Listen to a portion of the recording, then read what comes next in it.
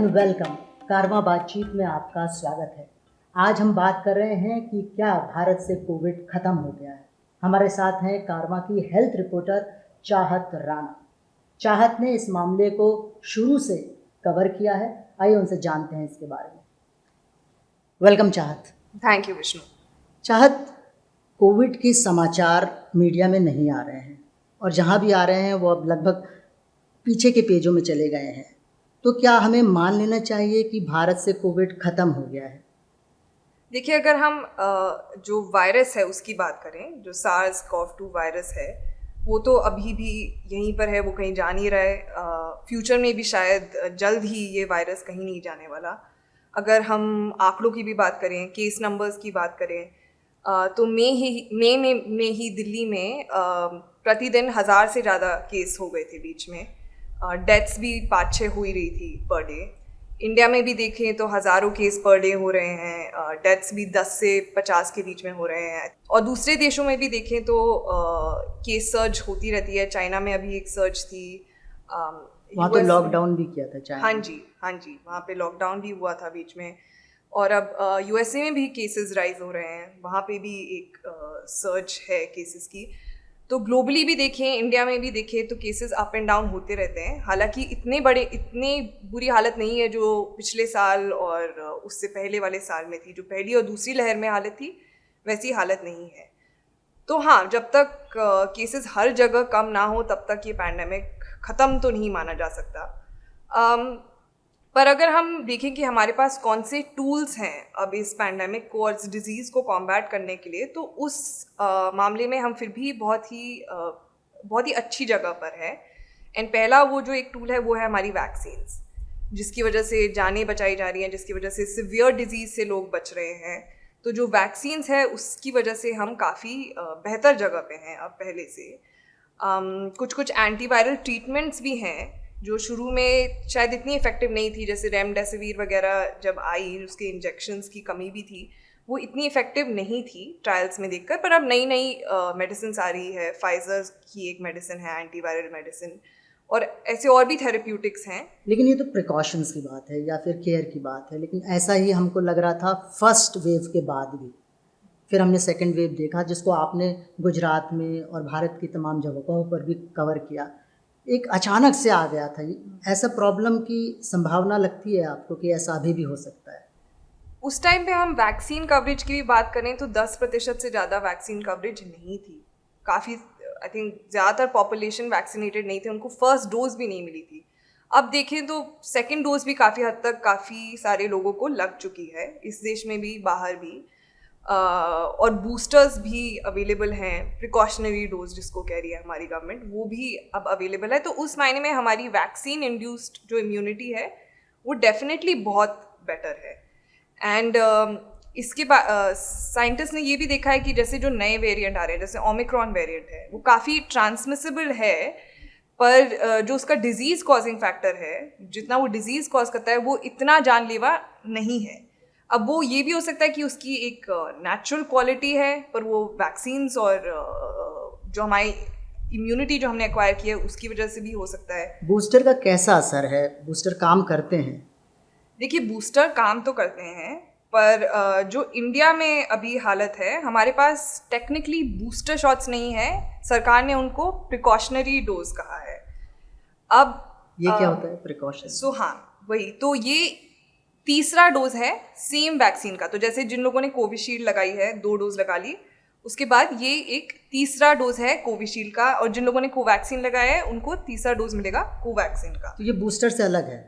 ये एक मायने में बूस्टर ही है, पर सरकार इसको बूस्टर शायद इसलिए नहीं कह रही है क्योंकि हमारे पास अभी तक कोई भी रियल वर्ल्ड रिसर्च या डेटा नहीं है कि थर्ड डोज से कितनी इम्यूनिटी असली में बूस्ट हो रही है या नहीं।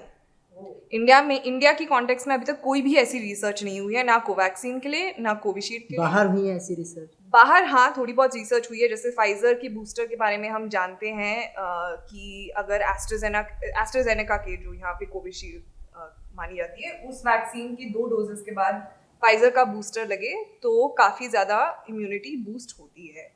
पर हमारे यहाँ ना ये रिसर्च हुई है अब तक कि कैसे लोगों को इसमें कितनी इम्यूनिटी बूस्ट हो रही है, ना ये रिसर्च हुई है कि कितना डोजेज स्केड्यूल क्या होना चाहिए, कि 2 डोज के बाद तीसरा डोज कब लगना चाहिए, या ये भी देख सकते हैं कि क्या इसको एक 3 डोज स्केड्यूल ही बना दे बूस्टर की जगह, उसके बारे में भी कोई रिसर्च नहीं हुई है। जैसे लोगों को एक लगता है, जैसे हम आम नागरिकों से बात करते हैं तो कई बार वो कहते हैं कि ये तो एक प्रोसेस हो गई है आपकी, पहले 90 दिन में बूस्टर लगेगा, फिर 90 दिन में लगाना पड़ेगा। उनको एक बजट को लेके भी डर लगता है, क्योंकि इतनी आसानी से, यानी फ्री में तो नहीं है बूस्टर लगभग सभी जगह में। क्या ये प्रोसेस अब चलता रहेगा क्या लाइफ लॉन्ग, कि आपको कोविड का बूस्टर लगाते रहना पड़ेगा हर एक इंटरवल में? हाँ जी, जो मैं साइंटिस्ट वगैरह से बात करती हूँ, जो अभी हमारी नॉलेज के अकॉर्डिंग जैसे फ्लू शॉट्स होते हैं हर सीजन में प्रिवेंटिवली लेने जाने चाहिए, इंडिया में हालांकि इतना लेते नहीं है, उसी की तरह से ये एक रेगुलर डोजिंग स्केड्यूल बन जाएगा कि चलो इस महीने से पहले हमें कोविशील्ड या जो भी कोविड की वैक्सीन लेनी है। पर अभी हमें इतना नहीं पता कि ये हर साल लेनी है। अब जैसे अगर हमने 3 शॉट लिए हैं तो क्या हम अब चौथा शॉट लेंगे, या एक 3 डोज का स्केड्यूल फिर से शुरू होगा इस ईयर के एंड में, या क्या 3 साल तक हमें बूस्टर के बाद इम्यूनिटी अच्छी हो जाएगी तो हमें नहीं लेना पड़ेगा। तो ये हमारे पास कोई इन्फॉर्मेशन नहीं है कि स्केड्यूल क्या होगा, बट मोस्ट लाइकली बिकॉज ये वायरस तो कहीं नहीं जा रहा है, ये हमारे एक पब्लिक हेल्थ प्रोग्राम का पार्ट बन सकता है। एंड ऑफ कोर्स अगर गवर्नमेंट अच्छे से प्लान करे, इसको अक्वायर करे, प्रोडक्शन कंट्रोल करे, तो हो सकता है कि जिन लोगों को ज़रूरत है उनको फ्री में ये वैक्सीन मिलती रहे। और ऑक्सीजन की क्या स्थिति है, क्योंकि आपने तो कवर किया, आपने अपनी रिपोर्ट में भी बताया कि ऑक्सीजन की बहुत कमी थी सेकेंड वेव में, और ज़्यादातर मौतें भी इन्हीं सब लापरवाहियों की वजह से हुई है। तो अभी उसमें कुछ सरकार ने किया है ऑक्सीजन का इंतज़ाम? हाँ जी, अपने बजट एलोकेशन में भी उन्होंने मेंशन किया है काफ़ी कि ऑक्सीजन प्रोडक्शन बढ़े और एक्सेसिबिलिटी भी बढ़े। ये ऑक्सीजन जो प्लांट्स है, मेकिंग प्लांट्स, वो बड़े हॉस्पिटल्स के पास ही बने ताकि वहाँ से सीधा ऑक्सीजन इन यूनिट से हॉस्पिटल में सप्लाई हो सके। पर हाँ, बड़ी दिक्कत ये नहीं थी कि ऑक्सीजन प्रोडक्शन कम है, क्योंकि प्रोडक्शन फिर भी अच्छा था। दिक्कत ये थी कि ऑक्सीजन को टाइम पे हॉस्पिटल पे पहुँचा नहीं पा रहे थे। छोटे हॉस्पिटल में, बड़े हॉस्पिटल में, स्टेट बॉर्डर्स में कॉन्फ्लिक्ट थी कि ये हमारा ऑक्सीजन है, हम यहाँ नहीं जाने देंगे। तो ये सब उनको इस सिस्टम को ठीक करना है कि ऑक्सीजन जल्द से जल्द एक हॉस्पिटल में पहुँचे, जिन लोगों को ज़रूरत है उनके पास पहुँचे, वो स्ट्रीमलाइन करे प्रोसेस, और जो इंटरस्टेट पॉलिटिक्स है वगैरह उसको दूर करें ताकि ऑक्सीजन सप्लाई टाइम पे पहुँचे। या इस तरीके से सप्लाई यूनिट्स और मैन्युफैक्चरिंग यूनिट्स बनाए जो बड़े टर्शरी केयर हॉस्पिटल्स के पास हैं, या ज़्यादा जहाँ पे पॉपुलेशन डेंस है उनके पास है।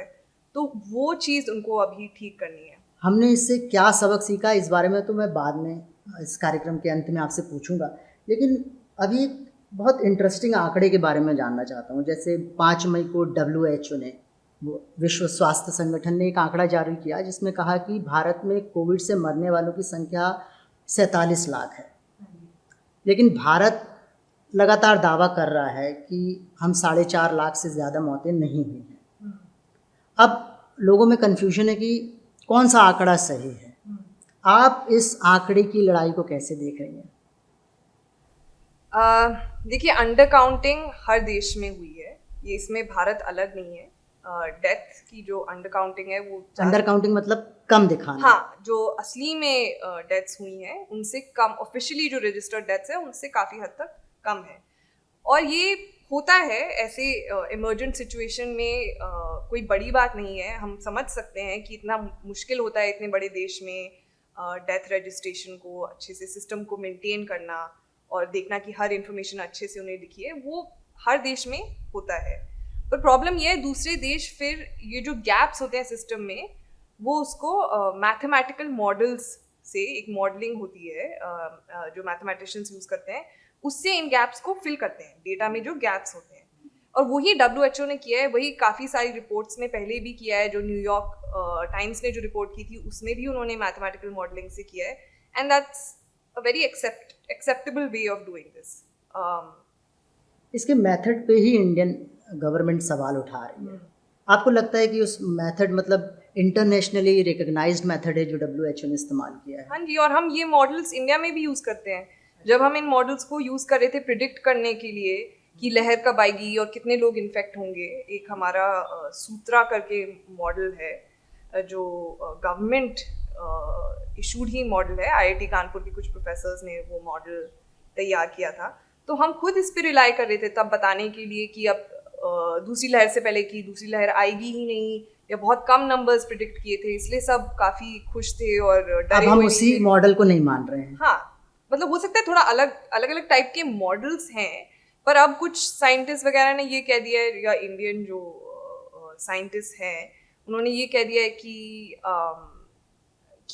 मॉडल्स पे तो बिल्कुल ही हमें भरोसा नहीं करना चाहिए। जो हमारा ऑफिशियल नंबर है बस वो बिल्कुल सही है, उसी पे हमें उसी के अकॉर्डिंगली हमें डेटा को देखना चाहिए। तो अगर हम देखें, अगर मान लें कि जो WHO का आंकड़ा है सही है, तो ऐसे में तो बहुत सारे लोग कॉम्पनसेशन से बाहर कर दिए जाते हैं, जिनको एक कानून के हिसाब से कॉम्पनसेशन मिलना चाहिए, क्योंकि एक डिज़ास्टर एक्ट भी सरकार ने लगाया था, महामारी कानून भी लागू कर दिया था इसके शुरू होते ही। उसमें कुछ प्रावधान है जिससे कॉम्पनसेशन ज़रूरी हो जाता है। तो ऐसे तो लगभग 50 मतलब 47 लाख लोगों का आंकड़ा है, 4.5 हम मान रहे हैं, लगभग 40 लाख लोग कॉम्पनसेशन से ही बाहर चले जाएंगे। एक तो उनके घरों में मौतें हुई हैं, और फिर जिस तरह से सरकारी सपोर्ट मिलना चाहिए वो भी नहीं मिलेगा। तो मतलब ये सरकार को इस पे ध्यान देना चाहिए। बिल्कुल बिल्कुल ध्यान देना चाहिए। एक तो कॉम्पेंसेशन की बात है, जब आपने ये एक प्रॉमिस किया है कि जिन घरों में मौतें हुई हैं उन घरों में एक कॉम्पेंसेशन मिलेगा, अगर आप उनको डेथ सर्टिफिकेट ही नहीं इशू कर रहे हैं तो वो किस बेसिस पे कॉम्पेंसेशन मांग पाएंगे? वो नहीं कर पाएंगे। और ऐसे काफ़ी जगह लड़ाइयाँ भी हुई हैं हॉस्पिटल वगैरह में, जहाँ फैमिलीज गई हैं और उन्होंने फाइट किया कि हमें डेथ सर्टिफिकेट दो, और वहाँ उस पर लिखो कि कोविड से मरे हैं हमारी फैमिली मेम्बर जो भी मरे हैं। तो ये सब हो रहा है, उनको डेथ सर्टिफिकेट नहीं मिलता, फिर उनको कॉम्पेंसेशन नहीं मिलता। पर आई थिंक दूसरी बात ये भी है कि एक अकाउंटेबिलिटी का मैटर है ये। जब आपके घर में मौत हुई है, जब आपने पूरे कंट्री में ज़्यादातर लोगों ने, हर फैमिली में कोई ना कोई या तो बहुत बीमार हुआ है या मरा है, उन्होंने इतना ट्रॉमा सहा है, तो कम से कम एक सरकार की रिस्पॉन्सिबिलिटी होती है कि कम से कम एक्सेप्ट तो करिए कि ये चीज़ हुई।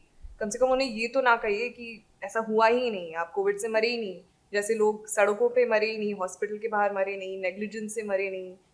तो कम से कम इतना तो एक सरकार की रिस्पॉन्सिबिलिटी है कि एक्नॉलेज करो कि ये हुआ हमारे साथ। सरकार का एक्नॉलेज ना करना भी बड़ा अजीब लगता है, जबकि हम उस समय देख ही रहे थे कि शमशान में लाश जलाने की जगह नहीं थी, कब्रिस्तान में जगह नहीं मिल रही थी लोगों को, हॉस्पिटल में भीड़ की भीड़ लगी हुई थी। आप तो गुजरात में भी थी मेरे ख्याल से उस वक्त, आपने देखा ही हॉस्पिटल के बाहर क्या स्थिति थी। ये एक तरह से एक तो डेथ और उसके बाद एक धोखे जैसा भी है समाज के साथ। आपको लगता है ऐसा?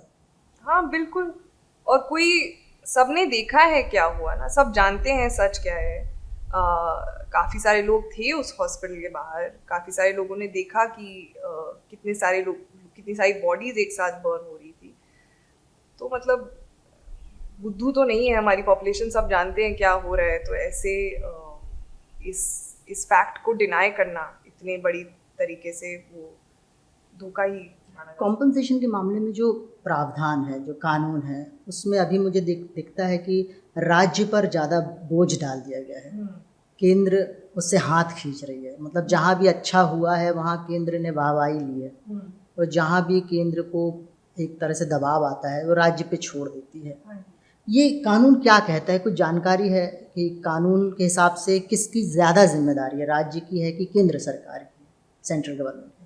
देखिए, एक बहुत कन्वीनियंट नैरेटिव है जो वो यूज़ करते हैं कि हेल्थ स्टेट सब्जेक्ट है। तो जब भी उनको लगता है कि कुछ रिस्पॉन्सिबिलिटी है जो वो स्टेट की ओर धकेलना चाहते हैं, तो वो कन्वीनियंटली कह देते हैं कि हेल्थ स्टेट सब्जेक्ट है। जब वैक्सीन्स की भी बात थी, आई थिंक लास्ट ईयर ही हुआ था ये, सेकेंड वेव से पहले उन्होंने एकदम से बीच में वैक्सीन पॉलिसी चेंज कर दी थी, बोली थी कि स्टेट आधा अक्वायर करेगा और आधा उनको सेंटर देगा। तो ये भी हुआ था लास्ट ईयर। तो जब कन्वीनियंट लगता है उनको, वो स्टेट की तरफ इसको धकेल देते हैं। पर डिज़ास्टर मैनेजमेंट एक्ट में है प्रोविजंस हमारे कि सेंटर कंट्रोल ले सकती है सारी एडमिनिस्ट्रेटिव चीज़ों का। तो उसके तहत अगर ये इतना बड़ा डिजास्टर है तो अगर वो चाहते हैं तो बिल्कुल एडमिनिस्ट्रेटिव कंट्रोल दे सकते हैं। ऐसा कुछ इशू नहीं है कि सिर्फ स्टेट ही हेल्थ के मामले में। चाहत, अब मैं इस कार्यक्रम के आखिरी हिस्से में आपसे जानना चाहूँगा कि क्या भारत ने इस डिज़ास्टर के बाद सबक सीखे हैं? क्या हमारे स्वास्थ्य बजट में इजाफा हुआ है? क्या हमारे अस्पताल बन रहे हैं? क्या हमारी बेड की संख्या बढ़ी है? आप ग्राउंड से चीज़ों को देख रही हैं, अभी आपको क्या दिखाई दे रहा है? अगर हम यही नहीं मान पा रहे हैं कि कितने लोग मरे, अगर हम जो प्रॉब्लम है उसको एक्नॉलेज ही नहीं कर पा रहे हैं, तो उसके तो सबक क्या सीखेंगे? तो पहली तो मेरी ये बात हुई कि सबक सीखने के लिए गलती मानना, गलती तो मानिए पहले कि हुआ क्या, क्योंकि गलती मानने की भी बात नहीं है। जो हमारे साइंटिस्ट हैं, पब्लिक हेल्थ एक्सपर्ट्स हैं, ब्यूरोक्रेट्स भी हैं, उनको सही आंकड़ा, सही डेटा चाहिए होता है। उसके बेसिस पे फिर वो नई पॉलिसीज बनाते हैं, उसके बेसिस पे वो प्रिवेंटिव एक्शन लेते हैं, उसके बेसिस पे वो ऐसे सिस्टम क्रिएट कर सकते हैं कि अगर फिर से कुछ पैंडेमिक जैसी सिचुएशन हुई या इतना इमर्जेंट हेल्थ क्राइसिस हुआ तो वो क्विकली क्या क्या स्टेप लेंगे जिससे जानें बच सकती हैं। तो ये सब करने के लिए कम से कम आपको अच्छे से रिव्यू करना पड़ेगा कि क्या क्या हुआ पिछले 2 सालों में। तो पहली बात तो ये।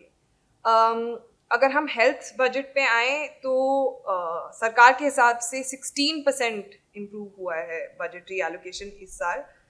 पर अगर हम ये जो प्लान्ड बजट था उससे 16% इंक्रीज हुआ है इस साल का प्लान्ड बजट। पर जो असली एक्सपेंडिचर हुआ वो था करीब 82,000 करोड़ जो बजट था, उससे अब जो प्लान बजट है 2022 के लिए वो है 86,000 करोड़। सो barely 0.2% बजट बढ़ा है। इतना सब कुछ होके भी 0.2% बढ़ा है। और हमारा प्लान है कि 2.5% ऑफ GDP बाय 2025 वो एलोकेट होगा हेल्थ एक्सपेंसेस के लिए। और वो भी इतना कुछ एम्बिशियस प्लान नहीं है, क्योंकि अगर डेवलप्ड कंट्रीज को देखें तो कम से कम 8-9% उनका GDP होता है इन्वेस्ट हेल्थ केयर में। तो अगर हम 8-9 नहीं तो कम से कम 3-4-5 तक तो जाना चाहिए हमें कुछ सालों में। तो ये बजट की बात हुई। और अगर बजट डॉक्यूमेंट में देखें तो कुछ है उनका। इंफ्रास्ट्रक्चर के लिए एक स्कीम है, हेल्थ इंफ्रास्ट्रक्चर के लिए स्कीम, और उस स्कीम के अकॉर्डिंग वो अपने primary health centres, tertiary health centre, सारे हेल्थ सेंटर्स का इंफ्रास्ट्रक्चर बढ़ाना चाहते हैं, बेहतर करना चाहते हैं। पर बेड्स और हॉस्पिटल्स काफ़ी नहीं है, क्योंकि अभी भी ज़रूरत पड़ी थी तो उन्होंने कहीं भी किसी भी गवर्नमेंट सेंटर में और बेड्स लगा लिए, हॉस्पिटल और खोल दिए, टेंट के नीचे बेड लगा दिए। वो बड़ी बात नहीं थी। ह्यूमन रिसोर्सेज चाहिए हमें चाहिए doctors, nurses, health care workers, हर तरीके के हेल्थ केयर वर्कर्स। तो अगर हम वो ज़्यादा हायर ना करें और उनमें फिर इन्वेस्ट करना, उनकी वेलबींग में इन्वेस्ट करना, ताकि वो मोटिवेटेड रहे, ताकि उनको लगे कि हम जो काम कर रहे हैं उसके लिए हमें रिस्पेक्ट मिल रही है, उसके लिए हमें सही कॉम्पेंसेशन मिल रही है। तो ये सब करना भी बहुत ज़रूरी है इस पॉइंट पे। आज की बातचीत को यहीं रोकते हैं। चाहत, थैंक यू हमसे बातचीत करने के लिए। Thank you Vishnu. और आप दर्शक दोस्तों का भी शुक्रिया बातचीत देखने के लिए। अगर आपको हमारी बातचीत पसंद आई है तो लाइक कीजिए, शेयर कीजिए, कमेंट कीजिए। हमारी वेबसाइट caravanmagazine.in पर जाकर मैगज़ीन सब्सक्राइब कीजिए और हमें कंट्रीब्यूट कीजिए, क्योंकि सच्चे मीडिया को चाहिए सच्चे दोस्त।